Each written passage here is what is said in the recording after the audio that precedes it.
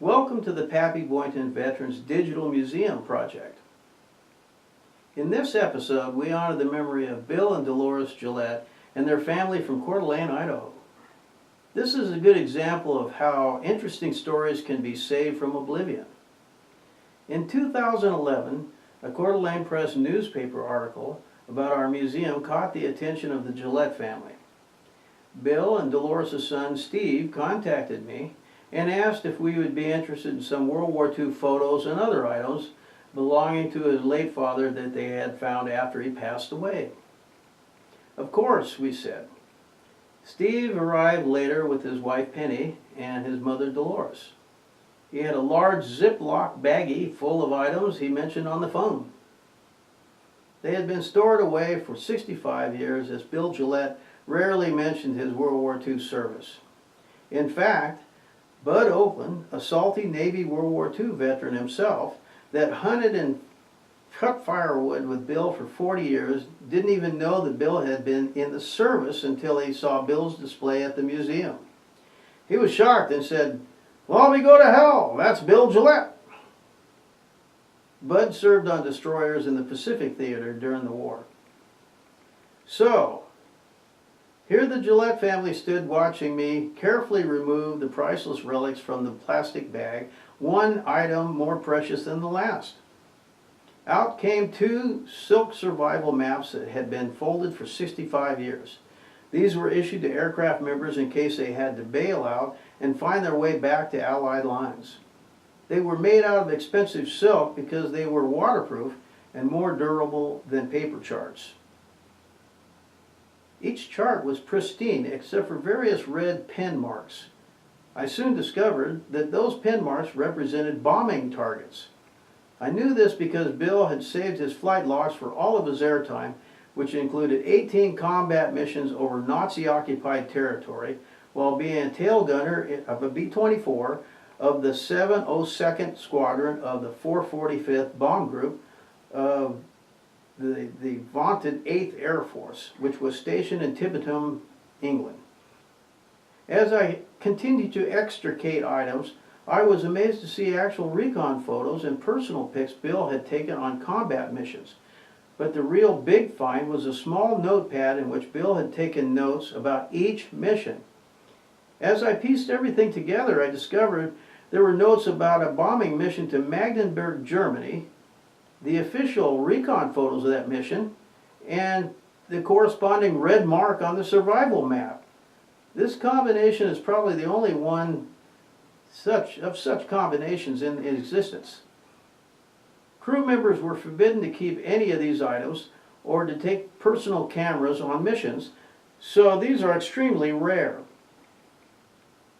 The notebook also has names and addresses of his Air Corps buddies, some of whom are probably in a personal photo of Bill showing a bulletproof piece of glass from his gun turret with 11 hits of it from flak. That glass saved his life.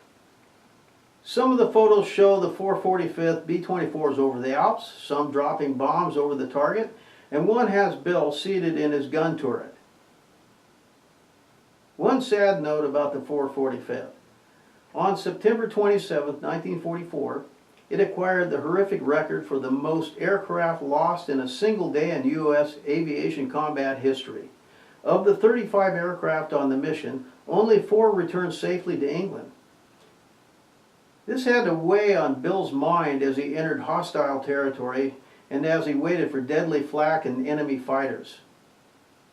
The viewer might see a copy of the movie 12 O'Clock High, starring Jimmy Stewart's friend Gregory Peck, to get some idea of what these guys went through. Bill also made a poignant comment in his notebook about dropping bombs on the beautiful land and peoples below them. It's no wonder combat veterans are reluctant to talk about their experiences. But it is our task to show the humanity of this most destructive element of civilization, not just to preserve artifacts and war stories. I asked Dolores, Bill's widow and wife of over 50 years, how they met and what they did in Coeur d'Alene. She said they met in the Twin Falls area after the war, married, and then moved to Coeur d'Alene, where they had 2 restaurants. I asked her which ones, and she said the Arctic Circle drive-ins. I was pleasantly surprised, as the Arctic Circles were the place to cruise in the 60s and 70s. They were the American graffiti places in Coeur d'Alene. Hot rod heaven. I then asked her about any hobbies Bill had, and she said he liked to shoot. I said Idaho has great hunting, so that's understandable, but she said he liked to shoot skeet. I responded by saying, oh, like the skeet club over at Pappy Boynton Field, which was less than a quarter of a mile away from the museum. She said, yes, that's the one, and in fact, Bill was the first club president. So I went over to the club to get info about Bill, and it turns out they had a wall of ex-presidents that weren't labeled. Nobody knew anything about him.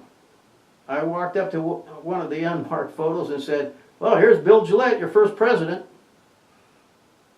Now there's a nice spot on the wall honoring him at the club.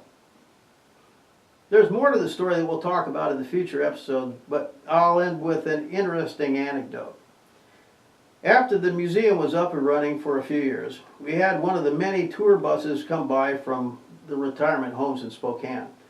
Most of the seniors were widows in their 80s and 90s, but there were a couple of old boys in the mix. One fellow in his 90s just sat on the sideline smiling and enjoying the tour. At one point I mentioned that Bill Gillett was in the 445th Bomb Group. At that point he quietly said, I was in the 445th. You could have heard a pin drop. Not quite believing what I said, really? Calmly said, he was a B-24 co-pilot in the 445th. I said that Bill had a 445th memory book in the display, so I took the glass cover off of the display case and handed the book to the gentleman whose name was Ben Cooper.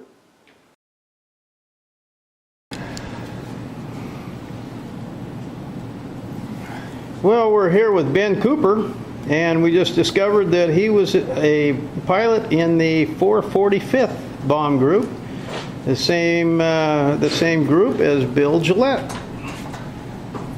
So this is a pretty special moment here for the museum, and he's looking at this book of the 445th that belonged to Bill Gillett, that had been in storage for what, 65 years.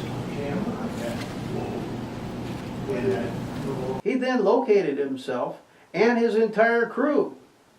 Absolutely amazing. It was moments like that that made our entire effort worthwhile.